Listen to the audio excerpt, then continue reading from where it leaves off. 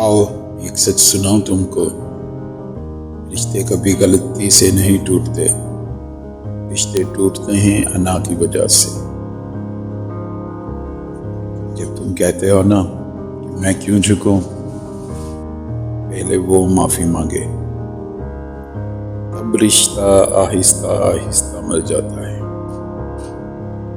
याद रख, ये भोले इंसान, अल्लाह के नज़दीक बंदा वो बड़ा होता है जो झुकना जानता है, ना कि वो जो सिर्फ जीतना ही जानता है।